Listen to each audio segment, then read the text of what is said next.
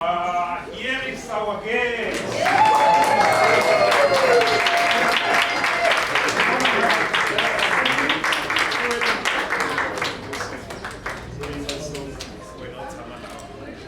Yeah, he also will be this candidate. Our chief of staff is here, and he whispered to me that the honorable minister is in the building. We know that she won't stay for the duration. However, her gracing of the occasion means a lot to us. As soon as she is here, we will quickly start with our program so that we could release her. I'm also aware that the Honorable Deputy Minister has confirmed her attendance, and I don't have any other message to the contrary. Sazi, where is she? Okay, thank you very, very much. Is the choir here? Would like them to play, to sing for us. Now, Mr. Mhlanga has, I have seen something in him, an interest in jazz, Chief of Staff. I have seen an interest of jazz music in him because he was once very much instrumental to the fact that South Africa should host what we call the UNESCO International Jazz Day. That's an event that happens every year on the 30th of April, and then your bigger cities in the world. It was started in 2012, where it was hosted by two cities, Paris and then New Orleans. And then it moved on. There are countries that hosted that, your Moscow, your Japan, somewhere in Japan, I don't remember the name of the city, but Yokohama in Japan. It has gone to, it went to the United States again during the time of President Obama. He himself hosted it at the White House. Please come in, choir. We are waiting for you. Let's welcome them with a round of applause. Please take over, please.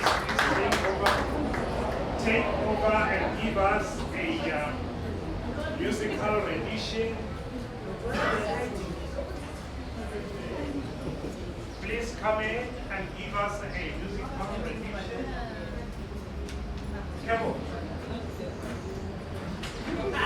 Yeah, the choir today is led by Miss Kebo. Colleagues, maybe we should just wait for a moment. The DM is here. The Honorable Deputy Minister, I can see her. If we can just open a little bit. Yeah. Ladies and gentlemen, let's stand up and welcome our Honorable Deputy Minister.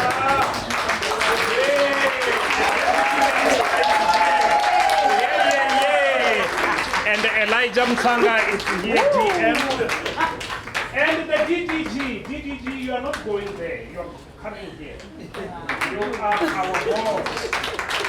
Thank you so very much. Thank you so very much, colleagues. Please come in. Please come in. We can take. Let's hand over to the choir for a musical rendition. Over to you, choir.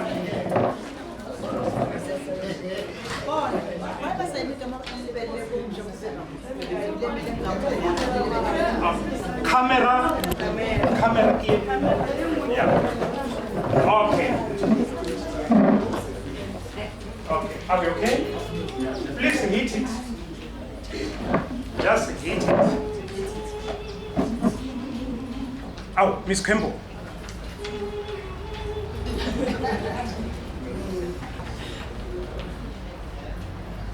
Sala,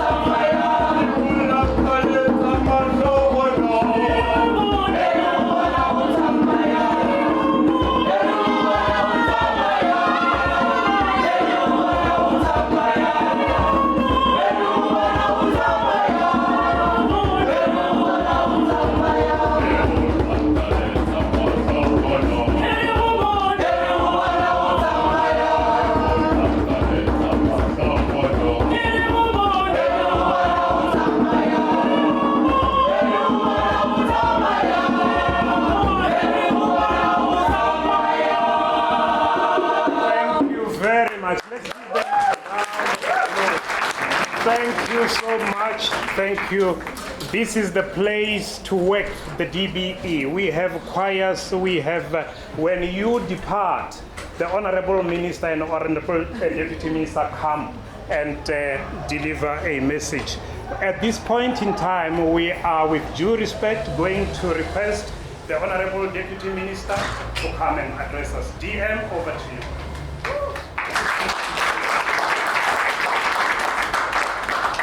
Oh, I brought my program. I thought there's no program here. Honorable Minister, For Mhlanga. Hey, Kabako. Ladies and gentlemen, Program Director, thank you very much for this opportunity. My name is Regina Mhlanga. I'm a teacher who started teaching in 1980. Majority of you were not born, so I'll always be a teacher. So I'm going to teach you today. When the minister and the deputy minister are at the same place, the deputy minister speaks first. That's the lesson I'm teaching you today. That you must know. It cannot happen that the minister speaks first. What if I crash what the minister has said? Because if I said something wrong, the minister must come and correct. So it's a lesson that you must all know. Yeah. So I saw the program. I said, who wrote this program? It's the person from education. Because if we're from basic education, we are the one who are teaching people. We teach them that when we sing the national anthem, our hands are on the sides and not on the shoulder. We are the one who teach them that when we sing the national anthem, we don't look around. We look straight. Even if a fly comes on your face, you don't even push it away. You just keep quiet. That's our work, to teach the nation. So I like the song, but my version of the song would say, when we see you leaving us, our hearts are sore. That's how we should, they must craft the song. Of course, we'll wish you well, but Elijah, because you were equivalent to basic education. When you see Elijah, you see basic education. I don't know how is he going to survive. Now that when they see him, they will think that he's representing basic education. Now they say, he's no longer representing basic education, he's representing Gauteng. Yes, we are in Gauteng, we operate in Gauteng. When he's in Gauteng, he's at home, but you just left us at a time where we would not have. If we had a choice, we would say no. But again, we can't stand on your way, Elijah. But our hearts are so. My heart is so. I don't want to lie. Because we still expected so much from Elijah to guide the system. He is the system. He knows all the branches. He knows the contents of all the branches. And because it does not just know, he is also brilliant and intelligent. He can see that, oh, this way we're not going right. I think if we can do it this way, it will be right. But on behalf of the department, I want to thank you for your contribution. That's why you became the system, because of your contribution to the system. When you came here, you were not as older as you look now. You was a young chap. And he was not handsome then, he was beautiful. Now he's handsome. Now he's so handsome.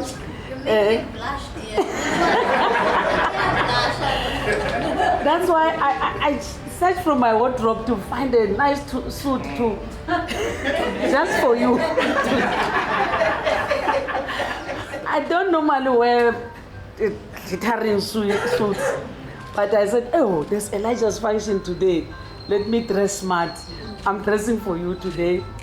Minister, I know that basic education might not be the same without Elijah, but he's not far.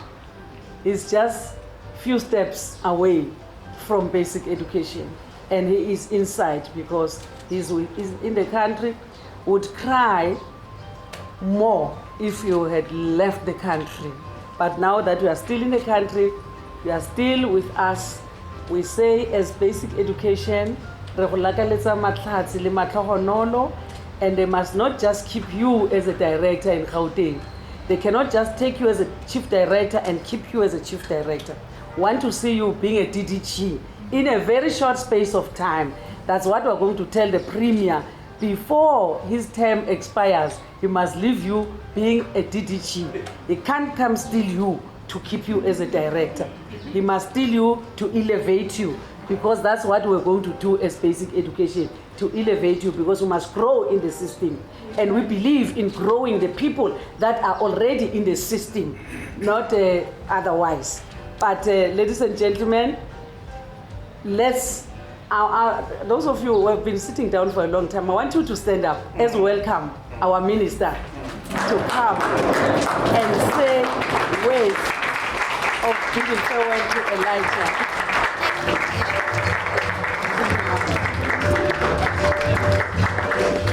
Are these yours? No? Are these yours? Thank you very much, everybody. And thank you very much, Deputy Minister. Just a few words, really, from my side. When we first walked into this building, which what feels like 10 years ago, but it's only just over a year ago. In fact, no, the journey with Elijah started at the City ICC, where we were sworn in. So, I mean, this weird thing happens in your life where now you're sworn in and then there's two gunmen waiting for you, and now you've driven by your car, but now what must I do with my car? And then Elijah came and he said, well, welcome. I've already lined up some interviews for you. And he just didn't leave my side until we came here, we settled in. And really, Elijah, it may seem like a small thing, but when you're thrust in an environment like that, where it's sink or swim, having somebody whom you've known has been in the sector for a very long time, saying, look, we'll take your hand. This is what we do. Ours is about being professional public servants. And I want to actually speak a little bit about that. But one of the things that has been most humbling for me has been just seeing how many of you are just consummate professionals who love their country and who want to do well by its people. And that is really, really an amazing trait to have in a democracy, where regardless of whatever political changes may happen, the public service is solid, the public service is committed, the public service really is the backbone of what government is meant to do. So I want to, while we are saying goodbye to Elijah, I want to say thank you for the work that you do every single day in our public service in honor of the people of South Africa. And speaking to that is you, Elijah, the consummate professional that you ever were. Since that day you accosted me at the City ICC, you never left my side until we got here. And what many of you don't know is that, in fact, for the first 3 months of my time at the DBE, it was myself, my PA, and Elijah. Just the three of us. Just the three. He was the chief of staff, he was the spokesperson, it was just the three of us, me, Shannon, and Elijah. And he did that while still holding on to his role. And he didn't ask questions. He said, I'm going to help you settle in. And you did. And I just want to say a massive thank you for me, for just personally, on helping me settle in and find it. And then, of course, if you've been following the news in South Africa for any long time, you will know, as the DM says, that Elijah has become the face of basic education. Even when I was, probably even before I became a member of parliament, Elijah was already a spokesperson in this department. And so we've known him for many years as somebody who speaks with authority on issues of basic education. And really somebody who the media often says to me, Elijah is constantly available. If we reach out to him, he will always respond. And he really values us as the Fourth Estate. And so thank you for your time here. Thank you for the years of service. Thank you for your years of service to the children of South Africa, the millions of children for whom we do this work for. Thank you for communicating on their behalf. Sometimes I worry that children are often not spoken about because they don't have a union or they don't have representatives. But it's our responsibility, all of us, to speak on their behalf in the work that we do, in the way in which we do our work. And you've demonstrated, sir, that you can be an incredible professional who speaks articulately and with authority on matters relating to the people that we serve, the 13.5 million learners. So we say that we wish you well. I told you when you called me that I didn't get to where I was in my career at the age that I'm at if I didn't have people who opened doors for me, who said, in spite of the fact that you may be good at doing this, I think that you can elevate. I think that you can grow. And so I've grown in my career because people have said, here's a ladder, grow some more. So I could never dream of standing in the way of anybody who says there's an opportunity for further growth. Because if we can't be leaders, if we are not enabling people to grow, and people must grow and they must explore the service as much as they can. So as sad as we are, I wish you well.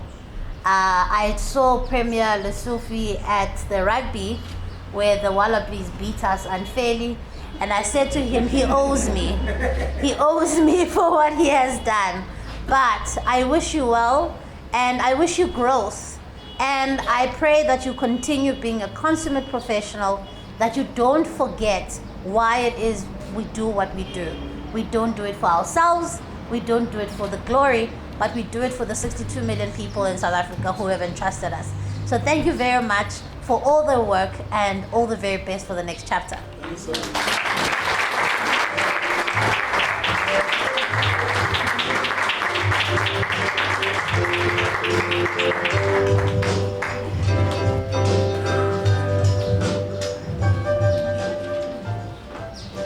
Thank you very much, Honorable Minister. Ladies and gentlemen, I think we should give the space to the Honorable Minister and Deputy Minister to leave. They've got a very important meeting. And thank you very much again for gracing this occasion.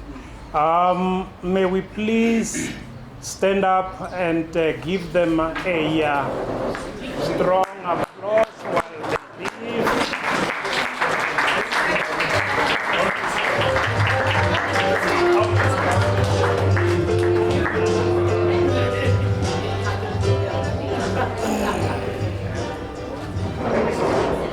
Enjoy. I see we're being let go when I see wine glasses here. I'm just saying the day hasn't ended.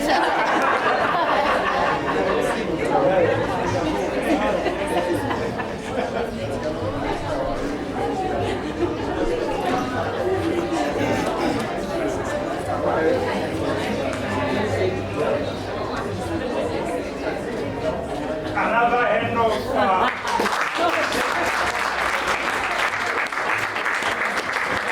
thank you very much,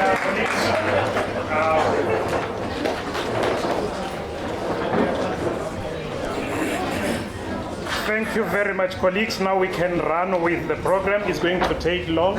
It's not going to take long. The DDG is here with us. And without any waste of time, let me ask DDG Geya to come and deliver a message to Elijah. DDG, over to you.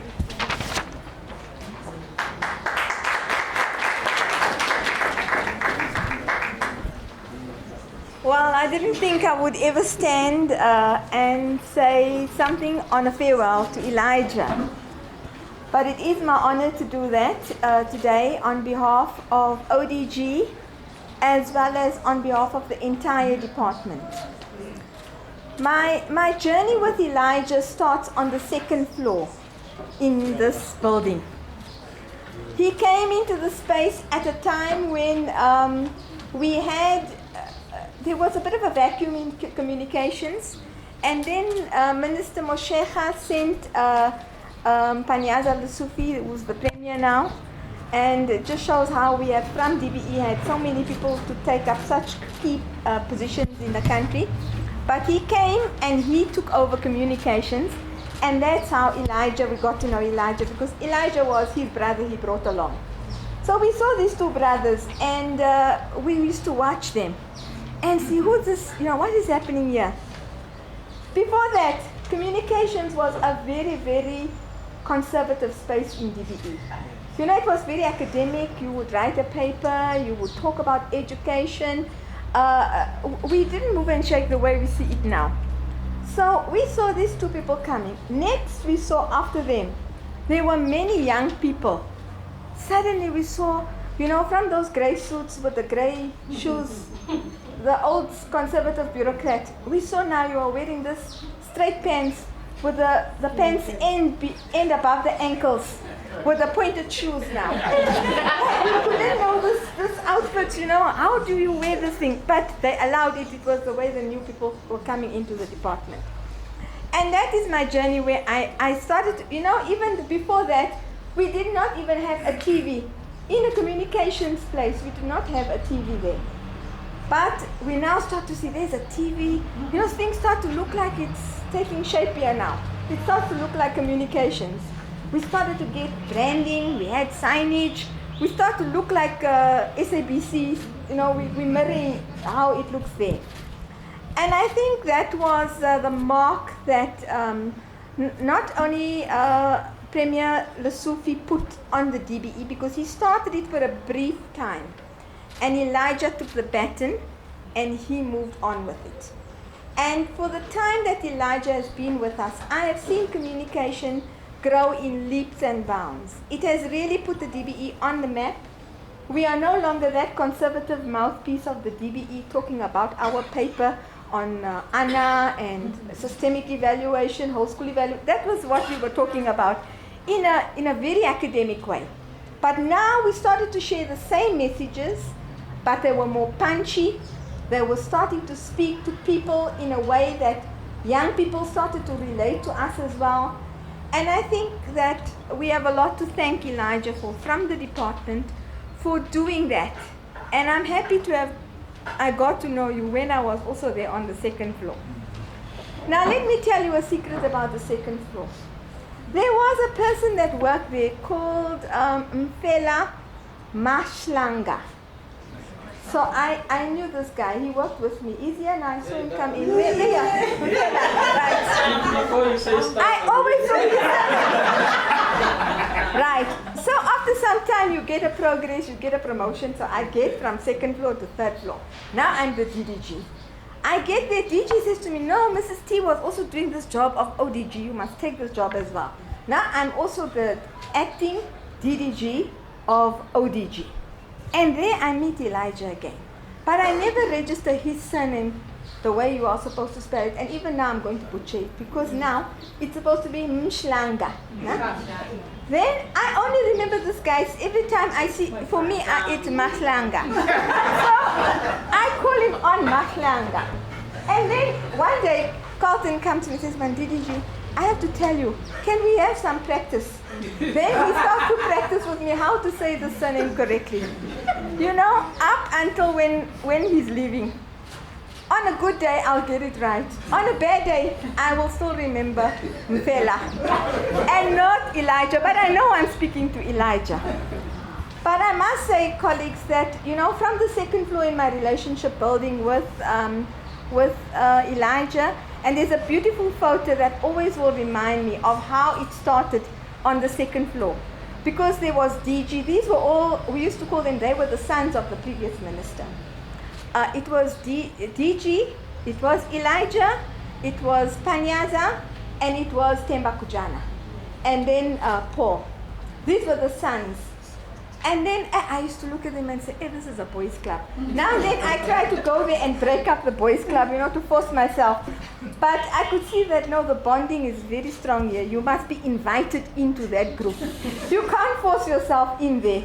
It's just they tolerate you, but they've got their things they are talking about, and they're quick to get rid of you, you know. So that was me, how I got to know them.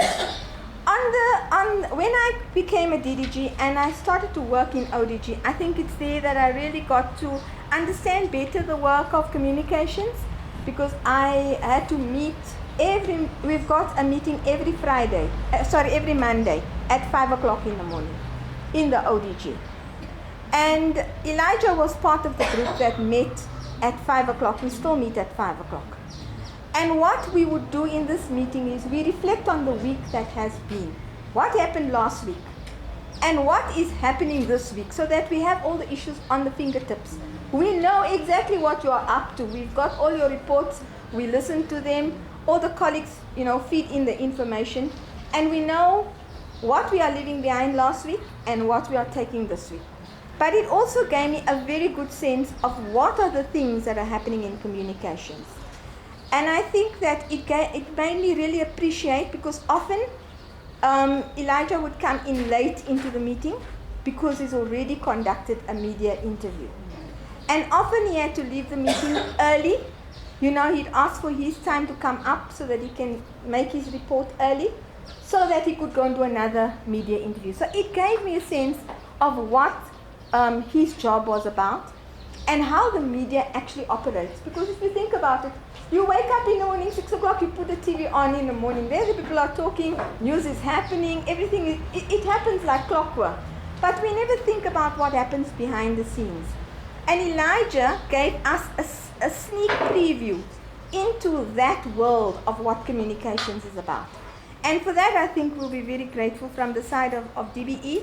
We also got our own DBE TV through Elijah's time. He put us on the map on the TV. When you come into the building, you'll see there's a person talking DBE TV. We've got our own news. We package our information.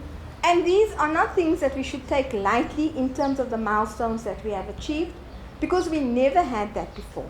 And the way in which we are now known, not only in our country, Elijah is known by international journalists, he's known in our country by the media. We are going to have a very, very big gap that we are going to fill in DBE, and big shoes for whoever comes after Elijah to step into. And so it's on that note that I wish you, Elijah, everything of the best. I know that where you are going, you are not only going because you are needed in a communication space, but you are also joining the brother who went ahead of you to pave the way and to open up the opportunity for you. And I can see that you were a powerful team in DBE, and you will be an even more powerful team in Gauteng province. And so I wish you everything of the best. I really hope that what DM said, that you can't just go and be a crab and walk sideways. If you can walk sideways, you have to walk sideways back, because a crab moves this way, sideways. So it goes this way, then it goes that way, does not walk forward. So if he's going to leave you to be a crab, then you must be a crab this way back again, so that we can take you back into the DBE. I know that your path is open. I know that there are many opportunities that is waiting for you in Gauteng, and I know that you will always be representing us. And I know that we will be proud when we see you on the TV. We have not lost you. We are just taking you to a better place, because the needs of our country and the needs of this province is greater than the individuals who sit here who value you. It is sad for us to say goodbye. I've told you that. It's really sad. But I can say, like DM says, I cannot stand in your way. If there's better opportunity for you to serve the whole province, we cannot be selfish about keeping you in DBE. Yes, you are our spokesperson. Yes, you are our public face. But I'm confident that there are many more Elijahs that will come into the space. You have paved the way to make it easy for them to pick up the baton and to run. And you will be there to help them still in terms of that. So go well.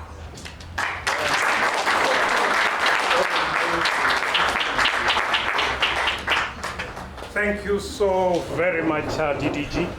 Elijah, you now know the secret. Indeed, the teacher that I am, when my DDG was struggling with your surname, I said, no. I have taught since 1985. I have been a high school principal for some 10 years. Let's sit down, DDG. Your Mhlanga, you just take out the A and you remain with the M, Mhlanga. And it worked. And she got it right. Mtate, over to you. Good afternoon, colleagues. For me, a very somber moment. I think I met Mr. Mhlanga at a time when learning about crisis communication was a real thing, because we're in the midst of a crisis. I remember textbooks popping up in rivers in Limpopo, Ntateli Sufi arriving with this gentleman who said, this is the guy that's going to help us bring this thing back. And I learned just about poise, calmness, but also just understanding how to be a media relations officer, how to relate with the media, and how to calm situations down. So I think for me, it's about understanding that one door closes, another one opens. I think one is opening for Mr. Mhlanga, but the chapter that he's closing behind is one that, for me, I think I will always hold dear to me. I think Mr. Mhlanga has always been someone who really believed in me at a time when I needed an opportunity to showcase what it was that I could do. And I want to say thank you, Mr. Mhlanga. You know, from the bottom of my heart, I think you gave me an opportunity to showcase what I could do. You led with distinction, but you also led giving others an opportunity to be able to follow you and support you. And I think for me, that was the greatest thing. And the unit itself, I think you've left us in a position that is stronger because we understand how it is that we can be able to move and how we can be able to take this juggernaut forward. But most importantly, I think it's just about sharing the fact that since the growth of the communication directorate, it's very important for us to now take stock and say, how can we take forward the lessons that we've learned and the direction that we've been given, you know? So I think picking up the cudgels from where Mr. Mhlanga has left off is gonna be what we now stay behind and do, you know? And we look forward to your support, obviously, as our colleagues, taking this forward and strengthening the work that you do. Because remember, as communications, we don't own any projects. The projects sit with you. I see the senior managers here. I see program managers.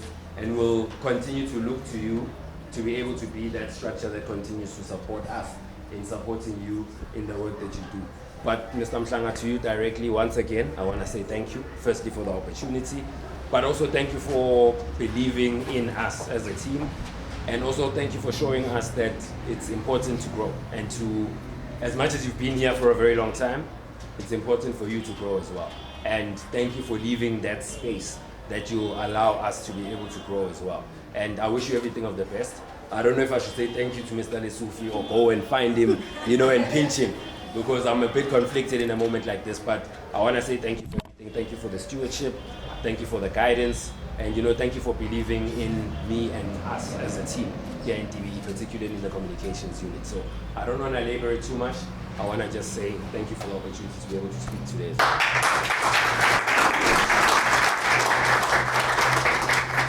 Thank you very much, Terence. Greatly appreciated.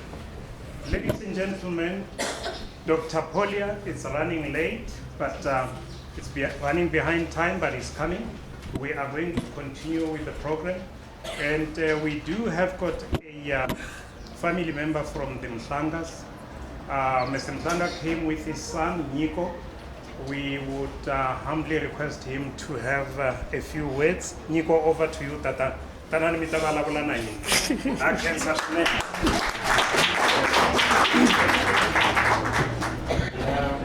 afternoon. As much as you said, some of us are ahead. So, in me saying that we didn't used to have our father in December because of your work, guys.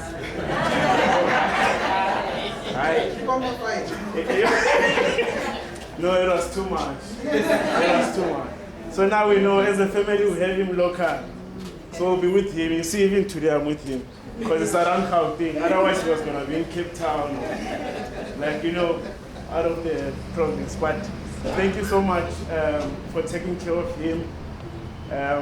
He's looking very handsome, as they say, because of you guys. And yeah, man, keep on growing, keep on doing what you have learned from him. If you need anything, he's still available. It's just a phone call away. So thank you so much, guys.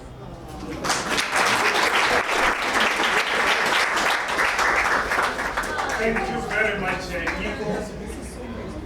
A miracle, Dr. Polia is here. Dr. Polia, you take the photo.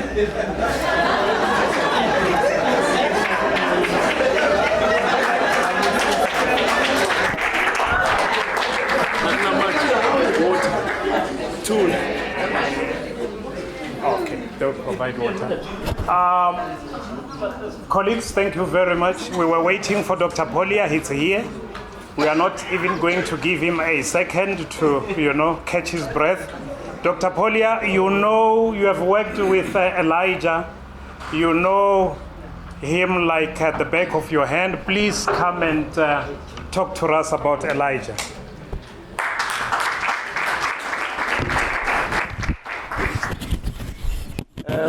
Good afternoon, colleagues. Never before have I been caught unawares like it has happened now. And I thought I was going to come in here and just get a sense of what's going on before I could say something. But nonetheless, having to speak on behalf of the chief communicator can never be difficult. And I count it a signal honor to be asked to say a few words on this very important occasion. So let me start. The program director, our brother Carlton, I'm not sure whether the acting director general is here with us, Dr. Whittle, the family of Mr. Elijah Mhlanga. Let me also greet you if you are here. I see one or two of the DDGs and dear colleagues. We are gathered today to bid farewell to someone that all of us have come to know so very well, who over the years has not only become the face and the front of the department, but whose name, and I think you will all agree with me, has become synonymous with the Department of Basic Education. To many of us, my brother Elijah was not just a friend, but a dear brother, and therefore it's going to be extremely difficult for us to, in a sense, I think for the South African public more broadly, over the next few weeks and next month, to extricate the name and persona of Elijah Mhlanga from the Department of Basic Education. Because I think that the name Elijah and the Department of Basic Education were inextricably linked. I mean, if you spoke about the department, you spoke about Elijah. And now to separate the two is going to be extremely difficult. But I believe that such is the nature of life, that change, you will all agree with me, is the only constant. And for those of us that have served the public service for as long as I have done, you learn to adapt and move on. So as much as we're going to miss Mr. Mhlanga, but life moves on. Now, having reflected on Mr. Elijah Mhlanga and the way he carries out his duties, I must say that the hallmark, that which stands out about his role as chief communicator, has been his commitment to obtaining the story firsthand from the source. I have been at the Department of Education, the old Department of Education, DOE, and then moved to Department of Basic Education, and I've been around since 1996, and I have worked with various spokespersons and communicators, and therefore I think I'm in a position to comment about his style and the way he carried out his duties. And I think that which stands out in the case of Mr. Mhlanga is his drive and energy to be at the scene where the story is unfolding. For those of you that would have had experiences with our previous communicators would realize that they depended much on the line function to provide them with a report and a briefing on the specific matter that currently occupies the media space. But with Mr. Mhlanga, he provided us with great relief in that he immersed himself in all aspects of the different line functions. And he made it a point of keeping himself abreast of developments. Hence, there was no need for that special long written report or briefing to the chief communicator. He was there as the story was developing, and very often he generated more details and information of his own in addition to that of the line function. And I recall very well, him and I have worked very closely given the kind of drama that surrounds examination. And I remember when we were confronted with this barrage of examination irregularities in the Mpumalanga province, he was not only a part of the team that was a part of the investigation, but he was directly linked and involved with the investigation. And you know what? Through his own links and connections in the Botlabella district, he would gather information from the community, and this added greater value to the investigations and the final outcome. So my dear brother Elijah, our partner in crime, we're certainly going to miss these hands-on approach that you so often adopted, which guided and assisted us. Something in addition to that, he possessed that special skill which was demanded of his craft to be able to advise us specifically, given the high stakes nature of examination. And the advice that he would give us, it would be as to how one should report to the public on certain sensitive matters. And he had the skill of being able to perceive and anticipate the public response to certain sensitive matters, and therefore dispense information as and when and how it was required. He would give advice like, let's hold on with that bit of information. Let's wait for this to happen before we release this information, so that it would be better accepted by the community. Very often, I must say that I found myself in a tight corner, not knowing how to maneuver out of a situation, and I would call him, whether it be a Saturday or a Sunday. He would respond in his very calm and reassuring disposition, and will take us through the logical endpoint. I often told Mr. Mhlanga that he knows so much about examination processes that I was concerned that I would soon be rendered redundant.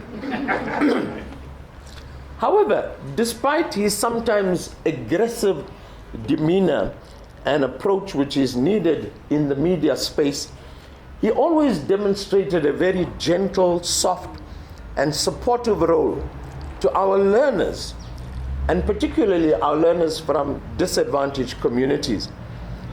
He went out of his way to ensure that the poor and downtrodden were his priority.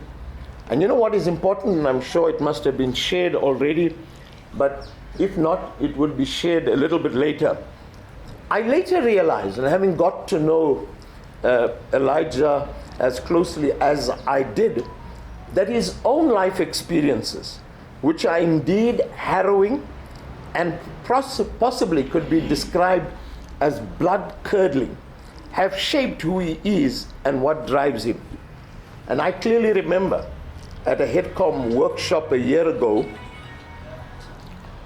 there were a very few dry-eyed heads in that room of a meeting of HEADCOM after he related his traumatic life story.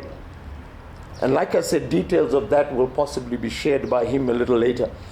But despite all these impediments that Elijah faced, he was driven by an inner urge to succeed, and he made it to where he is today, having served the ministers of education and now being called to support the premier of the province.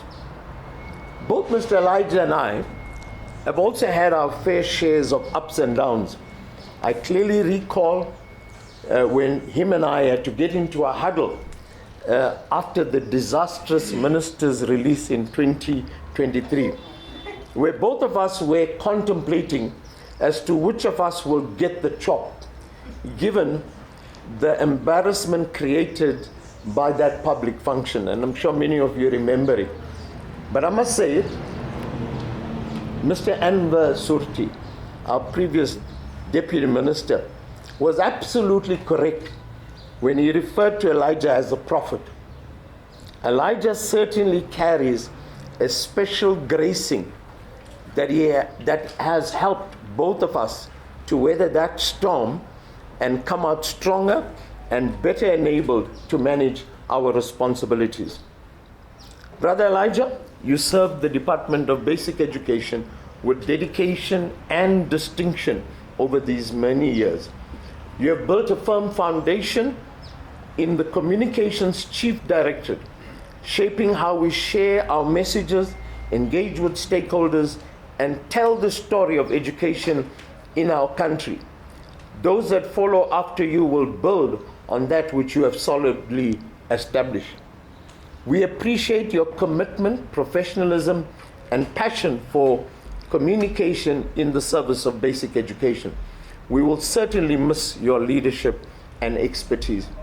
We wish you well and all the best in your future endeavors. May the Lord continue to allow His light to shine on you so that you can continue to make an impactful contribution in the next chapter of your life's journey. Thank you and God bless.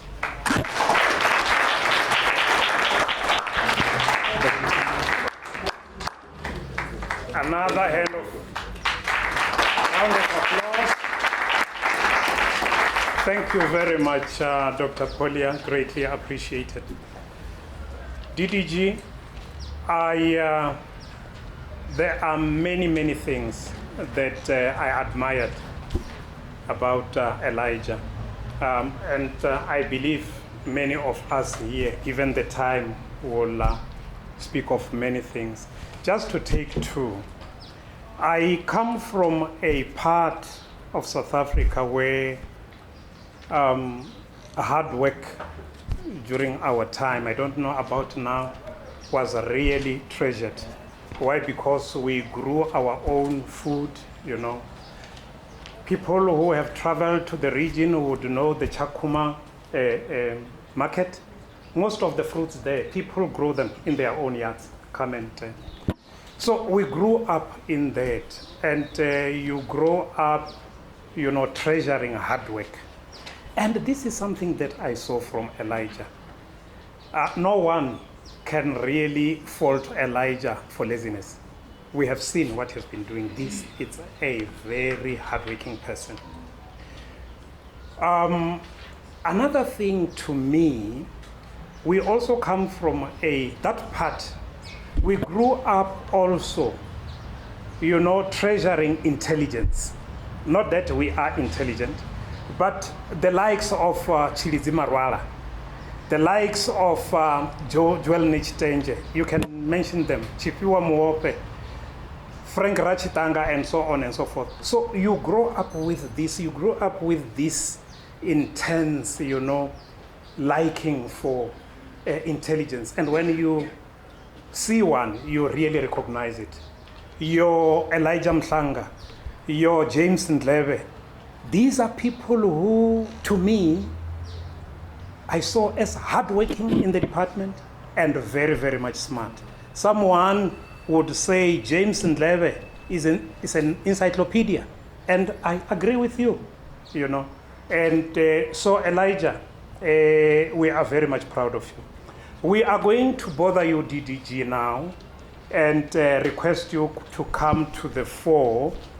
There is a little gift that the department has managed to acquire. Yeah, please come with it. Please come with it. Please. Let's hide it. Let's hide it. No, don't go. Let's hide it. DDG, I must thank senior managers and everyone. We had to colonize the PA Sesimlatelo, Sesi Zinhle Zungu, and colleagues here. We had to colonize Mr. Mhlanga's office and start calling senior managers one by one, starting with the DG. DG, we've got a contribution list here, and people poured out their hearts. Time was very much limited, and we were able to get an artist from Soweto. Fortunately, he is here with us. Ntate, may you please come over? DDG, please. Yeah. We were able to commission him to do a portrait that DDG, on behalf of us all, the DBE, you'll present it to Elijah, and he'll be able to see also the artist. He's from Soweto. Mr. James Ndlebe and I grew up in the same part of Soweto, Chiawelo. We belong to the same soccer club, Chiawelo Northern Brothers, up the Blues. He is here as somebody from Soweto. And DDG, over to you. You are going to help us to present it to Mr. Mhlanga. Maybe, there we go.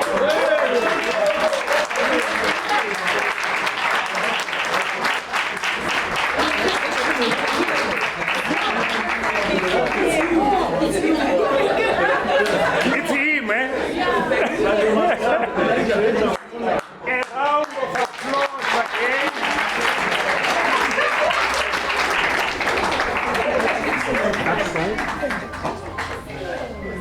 It's really not Rasta. Not Rasta. Oh, Rasta.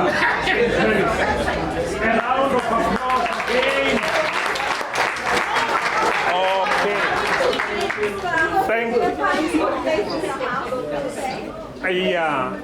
Thank you so very much, DDG. Okay. Thank you so much for the presentation.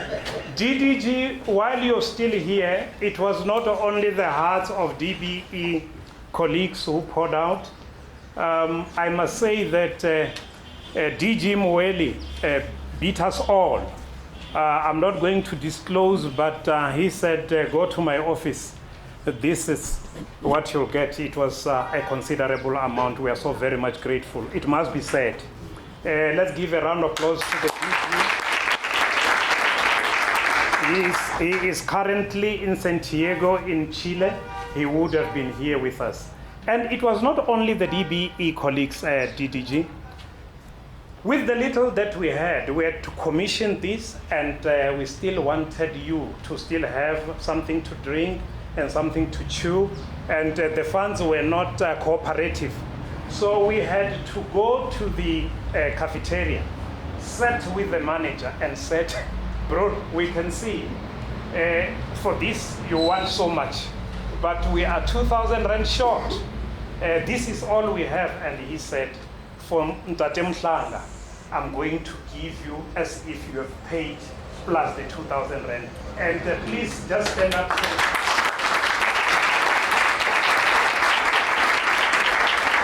We are so grateful. I'm not saying that you must go and negotiate.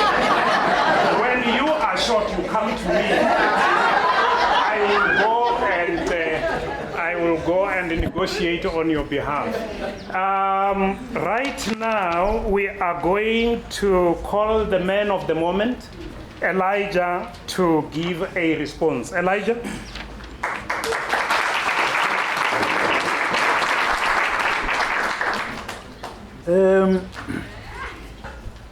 I don't know where to start.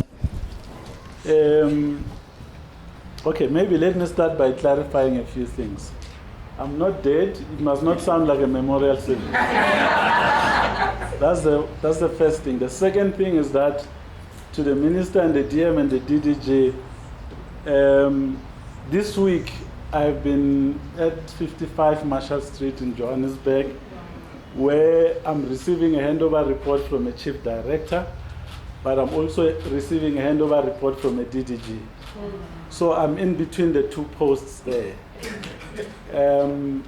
I don't know which way it will end, but based on what you're saying, I see where it's going. So that was the deal. But the second thing is that as I am here now, the provincial cabinet Lekgotla is in progress. I was introduced there today, and because of the confidence that you have shown in me over the years, it has helped me to be easily received. And I was grateful to see that type of reception this morning. Earlier this week as well, I think on Monday, I was at what they call the HOD Forum, where the DG hosts a meeting with the HODs. It was the same. So I could only attribute that type of reception from the work that you have helped me do. So I thought I should just start with that, because yesterday the minister called me. I said, I would like you to host your very last media briefing. I said, Minister, what time? She says 8:30. So I had to respect that the fact that the minister is asking me to do my job one last time. But I also had to say no to her, because I had to go be with the Premier and the rest of the executive in my first meeting with them. So I had to say to her, I'm heavily conflicted right now. I don't know what to do. So we just left it at that. And then I just waited for the sun to come up today, and no call came. So I saw the media briefing went well. So I'm happy. So it's been a very difficult week for me, because I'm still working. Yeah, you know, the PA is still on my case. I think also someone else here sent me a message, please process that submission. So it's been a week where I've been on both places. But the good thing is that it's a transfer, it's not a resignation. So it's not like I'm lost to the public service. I'm still here. In fact, I've now become a host, so you must still keep my access card active. Where's this Rose? I saw you now. I saw you now. There she is. Oh, yeah. So I'm here. I'm now hosting you. In fact, it's a different space there, because we are sitting there. There's a presentation. It's talking about all these traffic lights and every pothole that is here that we must go fix. So that's the type of work that we. It's no longer the broad policy issues that I've been working on here. Now, Dr. Polia. I think maybe two things from what you said. The first one is that he was talking about that matric announcement event. That was a testing moment, but I remember we've worked very well. I mean, the December is complaining about is because of Dr. Paula, that we have to process the matric results and stuff. But I remember the two of us became the two people that needed to take responsibility for what happened. So we had to decide, we actually have a proper, real discussion to say, so who checks the fall between the two of us? we had that discussion on the phone many times, and we said, okay, so is it you or me? I said, okay, when I've got nothing to lose because you have already retired, so it's okay. So I said to him, no, I don't mind, I can take the fall, I must take responsibility, because at the end of the day, an event is a communication opportunity for the department. So everything else that goes wrong, there is my responsibility. But it didn't just end like that. We went to a meeting, some of the colleagues were in that meeting. We went into that meeting, I explained everything, and then I took responsibility. I even said to the DG, now, do what you want to do with me, I'll accept whatever outcome. That was last year. I mean, he was there, he remembers. So that's the extent to which I went to take the responsibility. And that was not the first time. The other one, I think I shared on the news flash that when that whole Twitter thing happened, I went to his office, I told him, I said, okay, this is the right time, don't worry. If it means you fire me, do it right now. I'm not worried about losing my job as long as you do the right thing.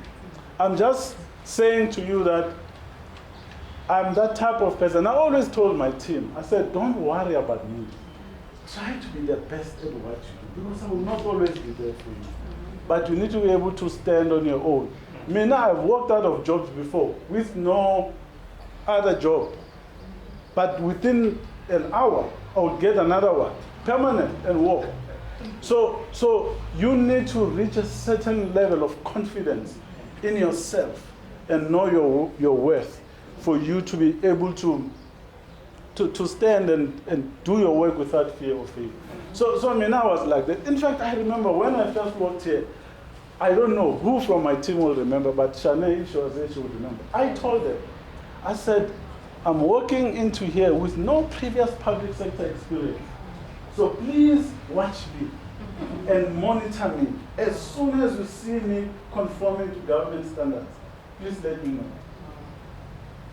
I don't want to conform to government standards. That's why most of the colleagues that they know, when I walk and I find them in their offices and there's a meeting, I just open the door. And they pause, give me what I want, and I go. And I kept it like that. But it's what made the change that you're talking about possible. Because we understood that we cannot wait. There's a child waiting somewhere for your decision. That's submission.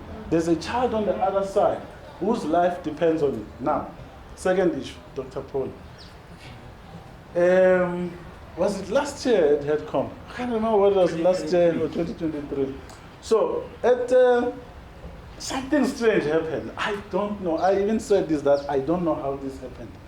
So this headcom workshop in Mpumalanga was arranged to take place at the, what is the name of the hotel again? Oh, you were not there, sorry.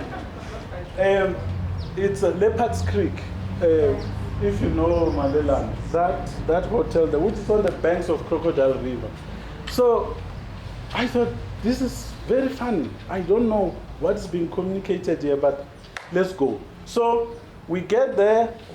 Ordinarily, the HOD has to introduce and welcome everyone. So I said to the HOD, before you speak, I want you to give me just 5 minutes as part of welcoming. She said, why? So I explained to her. So she said, okay, that's fine. So she spoke, welcomed everyone, and then as part of welcoming, because I said I'm also from Mpumalanga, so I'm entitled to this welcome because everyone is coming to my province. So I stood there and I said to the colleagues, welcome to my space. And they didn't understand. I said, I'm saying welcome to my space because I want you now to please look out through the window. You will see a bridge there. I remember Dr. He really wanted to find out. So I said, underneath that bridge, you see the river is crossing. So there was a day in April, it was the 1st of April, and I got to know it was the 1st of April later. So on that river is where something happened. So it was a sunny day, we crossed the bridge with my brother. We lived on the other side of the river, which is inside Kruger National Park. The shops were on the other side. It was a low-lying bridge. I mean, with some heavy rain, it gets flooded quite easily. But on that day, the river was fine. So we crossed, we come back. So on our way in, we met my mother coming down. So my older brother walked to the house, and I turned around, walked with my mother to carry the bucket to go fetch water at the river. And then I stood nearby, and within a few seconds, I heard a loud bang of water, huge splash, and then she screamed as well. So the crocodile had taken her, it grabbed her, and she screamed. She said, yo, Vanavami, no. So those were her last words. Because it took her, crushed her, put her under the water, under the bridge, and of course I was screaming. And then other people came, we stood on top of the bridge, and then there was complete silence. And then after a few moments, the crocodile raised her up, and she was still screaming. And then it submerged her, and that's it. We never saw her again. And we never buried her because there was nothing to bury, and that's how she went. So I said to Headcom, I don't know who decided that this Headcom must come here. But this is where my life changed. So I'm saying welcome to my space because this is my space. I felt I needed to tell you. So I said to them, when that happened, we then had to leave Malelane and go back to Bushbuck Ridge. From there, we stayed. I mean, we zigzagged between Malelane and Matsulu and Bushbuck Ridge. Those who know the places in Mpumalanga. And then my father died 3-4 years after that. And then that was it. So, bottom line, I'm glad you're sitting there, all of you. When you talk about a child-headed household, I was part of that family. I headed a household because I became an orphan. I was 15, 16. So in school, I depended on teachers who supported me. High school, it was the same. I'm summarizing the story. It's a long story. When I meet learners I go to schools, I tell the whole story.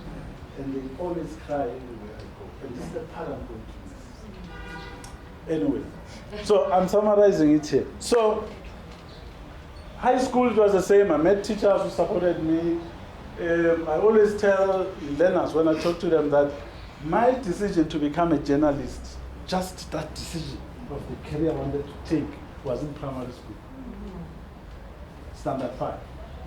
And even until today, I love journalism. So everything I do, that's why I like being at the point where things happen, informed by just that conception. So I was supported by teachers. High school, it was the same thing. I learned a lot of the things that I learned. I was with him at university as well.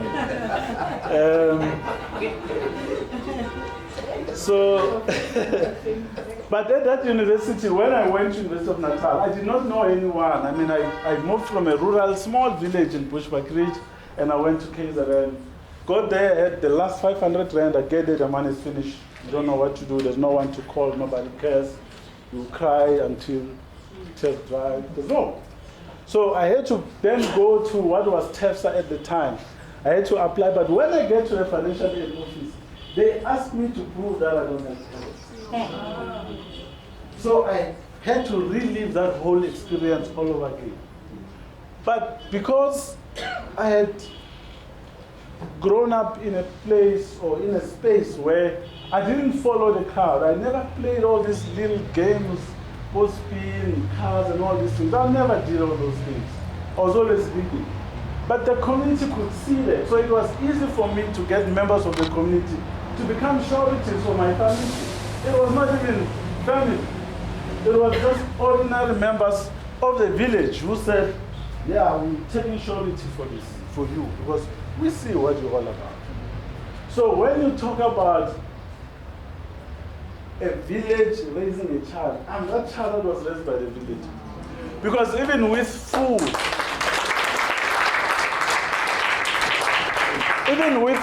you never knew where the next meal would come from. So my uncles, there were 2 and then aunts, but they had like 3, 4, 5 wives. So you walk in there, you already number 21. So you don't count. You go there, you'll eat, but there will be one big dish here. In 60 seconds, the food is gone. So we came from that type of space. So we then had to pull back and find other survival methods. So at university, when I got there, I didn't have the money. So I was focused on becoming the journalist that I wanted to be. So I met friends. I got there, I decided that I'm going to be active as a student. And as soon as I got there, I wanted to know where the student newspaper was. And I got there and I worked. The next thing I was on the radio. And because we were part of the student organizations, we were then supported by the SRC. So the ambassador of Netherlands, Roosma Donsela, was our first black president, SRC president at the University of Natal. So when we got there, he was leaving. And then the second SRC president was KGB Bungana, who's the CEO of African Bank now. So the third president was Panyaza Lissu. So we got very... one who lasted 2 weeks.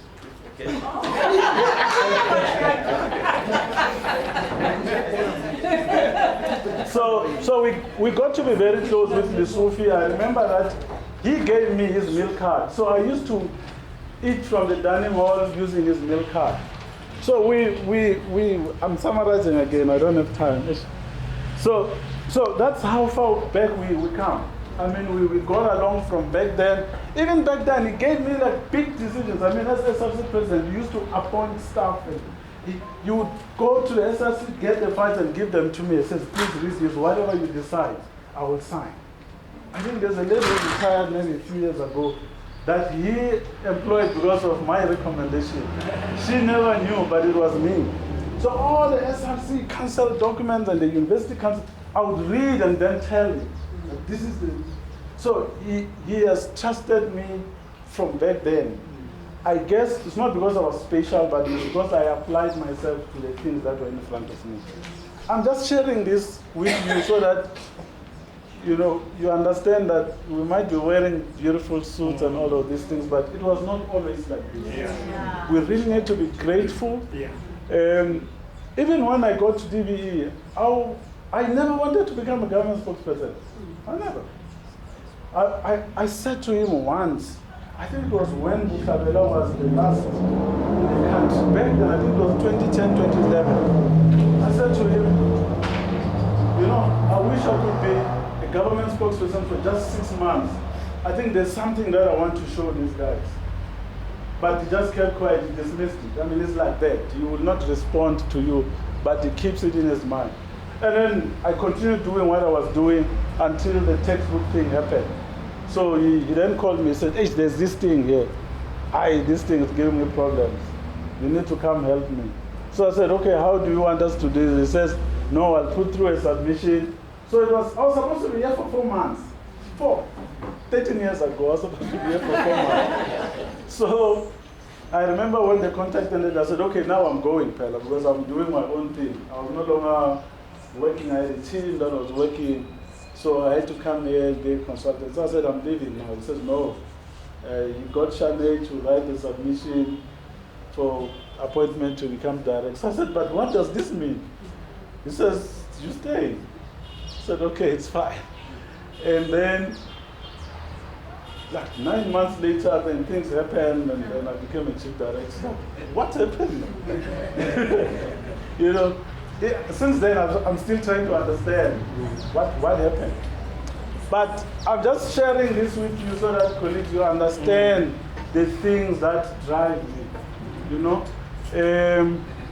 It's just the fear that there could be another Elijah somewhere who's waiting for an effort from me to change their lives and rescue them from poverty. So that's why, sister, I challenge you to go check your files, all of them. You will find that I never took leave, apart from the one that you forced me to take in December. Even though I still came to work even in that December. I never signed a form to say, this is whatever, I don't know what it is. I don't even know the different options. Even I started the whole degree and I completed it while I was here. I never told anyone. Never applied for study leave. I just continued to wrote all my exams. And I passed. I didn't tell anyone. Because I felt that Elijah there, that vulnerable child somewhere, I can't be sleeping peacefully if his or her life is not moved. So I'm just sharing this with you because I will have no other opportunities to do this. And I thought this program has my face on it, which means it's my time. Thank you very much. Yeah. So I'm just sharing this to say, even when the call came from the Sufi, the call was very short. It was probably 30 seconds. He said to me, should I say what he said? He said to me, in fact, the call came from the DG. So the DG says, national spokesperson. I said, national DG. He says, okay, please hold on. The premier wants to talk to you. He said, my boss wants to talk to you. I said, okay, that's fine. And then the premier comes on the line and says, what are you still doing at DG? And I thought, that's a good question. What are you still doing at DG? The reason it was easy for me because he then said, okay, come to the problem. I said, okay, that's fine. And it ended there. Then the next things started happening. I don't feel like I have unfinished business. I was still happy. I was still fine. I'm not running away from anything. The minister, in fact, I thought she was going to say this. She said, go there, check them out. If you don't like them, come back. so she said, I'll always have this, but I liked it. I mean, because there was no issue whatsoever. And I think I need to place this on record. Nothing. I was fine. And I was starting to see the work from a distance to see, can these guys survive without me? Because that's the thing. I think the success must not be on how tightly you hold on to your position, but in the confidence that you have in the team to be able to run effectively. So I'm leaving. I know some people are happy that I'm leaving. I don't know who they are, but if we're here, then it's good for you. But change is always good. There's another farewell where I'm going on Friday because the chief director is going. The DDG became HOD, so even now we are sitting in the same meeting there, all of us. The HOD who became HOD, she was the spokesperson for Gauteng Education, Pumla. The chief of staff there, Prince, was the spokesperson for Gauteng Education. The premier was the former spokesperson for Gauteng Education.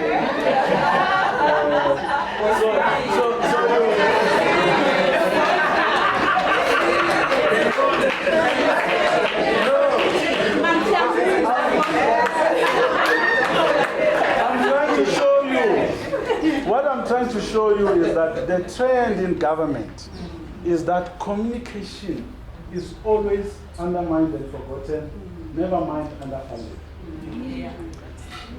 I'm walking into a place where the budget, I can't even say this. I think the finance people are that side now. So we can talk about it. Oh, she's there. Okay, let me not talk about that. But I'm coming from a space in government where, from a function point of view, it's only, in fact, go anywhere, check. Communication is always the last item. I challenge you, go. Even in your own meeting, communication is always the last item. Not only that, but we are always viewed as a by the way. They can run a whole meeting and then remember, where is communication? But I'm saying that we can also be mainstream. We are not a by the way, we are not a support, we are actually core. The elections of 2024 have demonstrated that even if you are working, it doesn't matter what you're doing. If you're not communicating, it did not happen. Yes. So we are in the business of influencing perceptions. When I left now, there was a presentation on perceptions. It drills down to what the people are saying in this area, what are their pressing needs, and what they tried to do, and the challenges that they faced in the course of trying to get that service from government. So that's the business of communication. In some places, we get that recognition because people can understand that we have a broad view of what is happening in the department. So I'm saying to whoever is going to take after me, that's the challenge. I'm available to support. I didn't learn from anyone. I came and I did what I thought was best. I didn't follow in anyone's shoes or follow anyone's style. I came, I did what I thought needed to be done at that time. But I'm also grateful that there was a proper succession plan with Lesotho. I was his understudy for a full year. I got here in 2012. I served a full year under him without saying anything.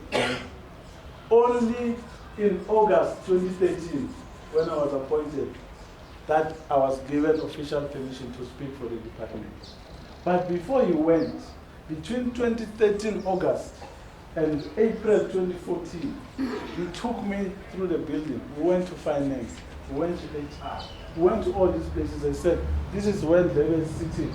This is where Utakola is sitting. We went to all these offices. He said, you will need these people, you will need these people. That's why I always make time to walk the building, at least once a day. And I know your offices, all of you. I've seen you in your offices, all of you. So it's something that I decided I was going to do to nurture, sustain, and maintain the relationships that I've built with you. But for everything that people say, I thank you for trusting me. I really do.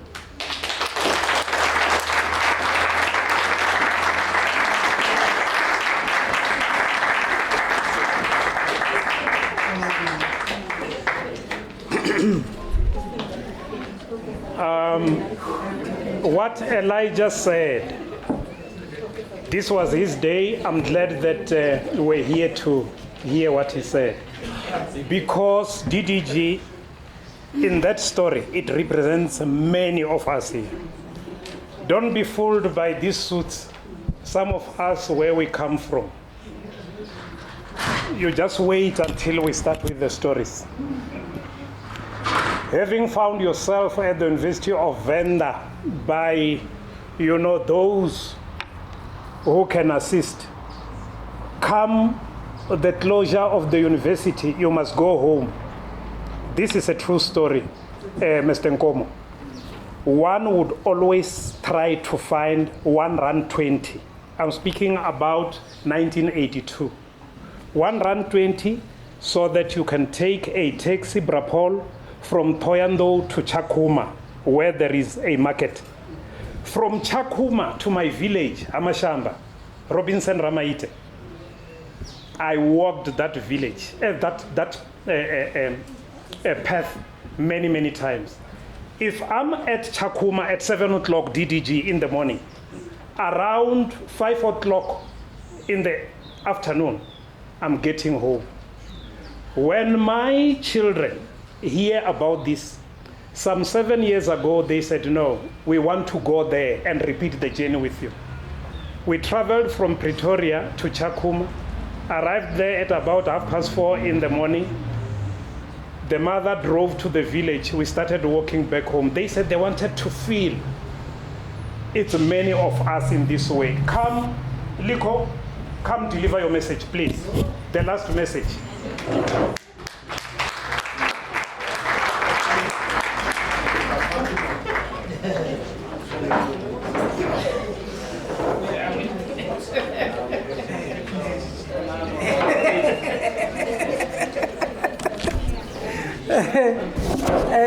Thank you so much, Program Director. I'm sure people are wondering, what special director is he that is delivering a message of support? No, it's not from me. It's really vote of thanks.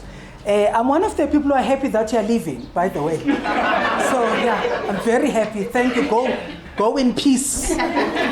Because when we first met with him, I was branch coordinator for the former DDG, Ms. Gugundebele. And we had established a way of working with him that says that not everyone is supposed to be speaking to the media.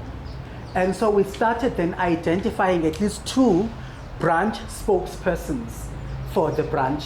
They agreed to that thing, him and Ms. Ndebele. So it was Satna Pande Subrayan and it was Shemaine Mana for the branch. And so I was happy to always allocate them every time there were interviews. Then in 2019, when I became director, he then said, oh, but by the way, so you'll be taking the interviews going forward. I'm like, no, I can't be taking interviews. And he trained me through it. And sometimes I look at the interviews I take, and I'm very pleased with the work that you've done with me. I can speak on any matter of basic education, and I can speak with authority because of this man. So thank you very much. So I was given notes to read, but I'm worried about time. So I know who is to be thanked. That is written here, if you allow me, Program Director. So we thank the Minister and the Deputy Minister for gracing the occasion. We thank the DG for the incredible amount of money that he has contributed. We thank the senior managers and all the officials and staff of the DBE for their selflessness in how they've contributed for us to have this event. We thank the artist for this beautiful portrait. I want one for myself too, but mine must be bigger. I'm a person of drama, so it has to be bigger than this one. We also want to thank the cafeteria for helping us with, giving us the rebate. I also want to thank you, Program Director. Not only were you Program Director, but I know I'm one of the people you called when I was down in Cape Town, and you asked me to say, commit an amount. I said, no, I'll pay something. No, just commit an amount for now. So thank you so much for leading us on this.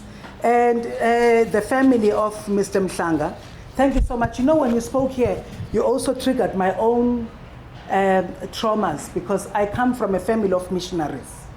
You know, if you're a missionary, you're a church reverend, that means you're never there for your children's birthdays, for funerals at home, for weddings and stuff. And so I was like, oh, so working for government is like working as a missionary. Is that you are never going to be there for your children's things. And so, but thank you for borrowing us your father. We are almost like partially giving him back to you. I think he's going to be busier where he's going. So brace yourselves for more trauma. And Mr. Mhlanga, then we also want to thank you, before I thank you, I also want to thank DDG Geya for your support. Ms. Tandikoza, thank you very much for always seeing it important for us to have these moments. Because if we didn't have this moment, I was never ever going to be privy to that story of trauma that Mr. Mhlanga has just told us. And he's telling this story at the tail end of his career at DPE.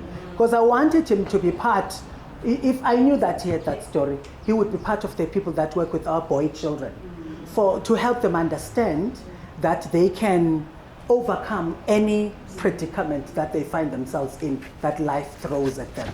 But okay, we'll still be able to bring him back from wherever he is. All the speakers that spoke on the program, colleagues, we really want to thank you. And then Mr. Mhlanga, of course, thank you. Thank you on behalf of these people and the ones you are not seeing, because they are busy running the engine and the machinery of basic education. But we also then want to thank you for all the work you've done, for helping us.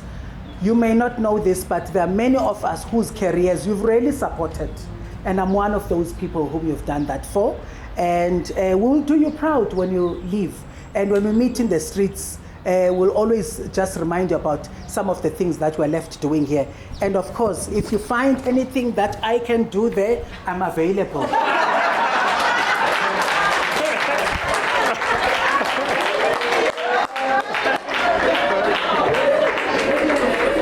Thank you very much. Thank you very much, Liko. Thank you so much. DDG Geya, thank you so much for staying the duration of this event. Thank you so very much. Colleagues, the decor that you are seeing belongs to a person, and she did it.